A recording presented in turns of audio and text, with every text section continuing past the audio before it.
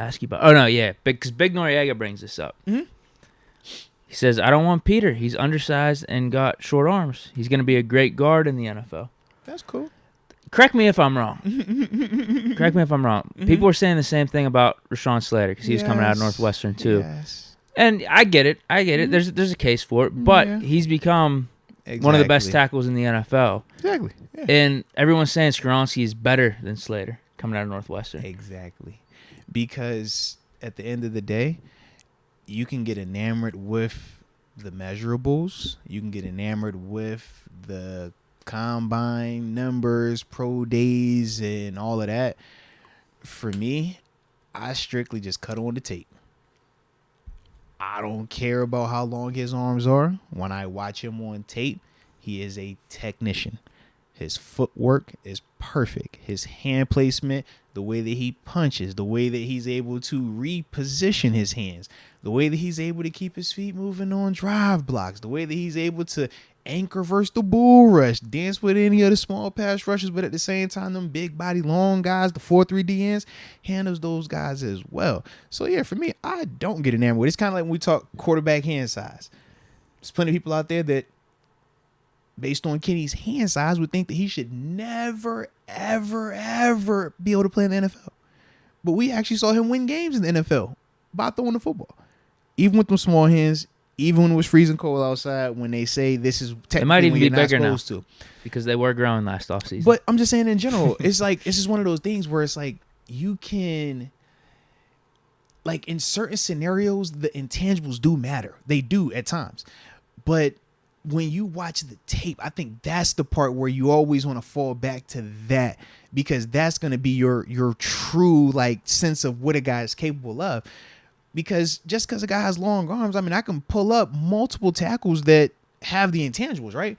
Long arms, good frame. Heck, they might even have 6-pack abs, but they can't block anybody to save their life. They can't stop an inside move to save their life. Coming out of Maryland? I absolutely know. What was his name? Oh my God, he got drafted to the Raiders. Bruce Campbell. He ran like a good, Bruce Campbell. He ran a good 40 or whatever. Absolutely, it happens.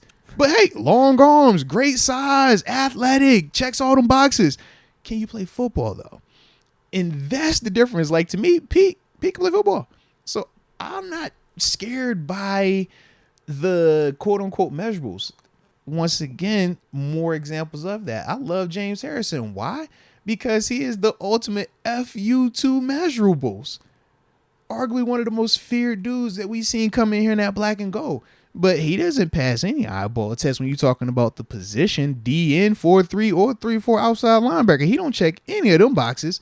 But think about how he balled out, though.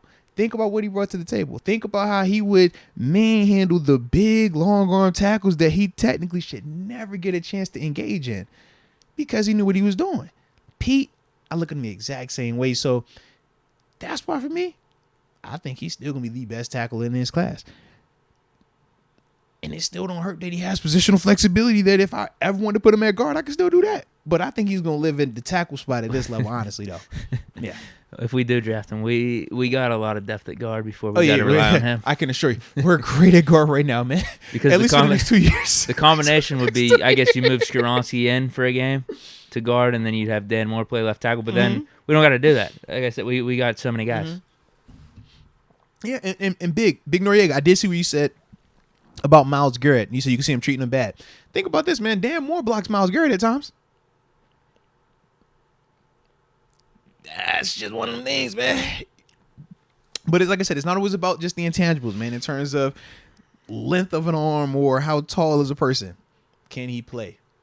When you watch Pete Skoronski, show me where he struggled with those type of things. Show me where the short arms, or not, and they're not short arms. They're just shorter than what we like to deem prototypical. But show me. I watched the tape. I haven't seen it. If you got it, though, I'm down for it, baby. Because I don't mind being wrong. You know that. I'll be the first one. Like, man, cool. But that is one of them things where I just personally haven't seen that. He doesn't get beat on the inside. He don't get beat on the outside. He don't get bull rushed. I done seen a lot of dudes try a lot of different things to him that he's been able to set it down consistently, more consistently than Paris Johnson.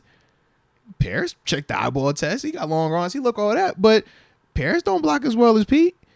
nor the other cat, Anton Harrison, or Broderick. Aaron Broderick. He's the other one. I was thinking of Anton in Oklahoma. Yeah, but like all them dudes, it's like, yeah, man. To me, in terms of the fundamentals of living at that level, at that position, to me, Pete checks that box the best. I think he's the safest of all those dudes.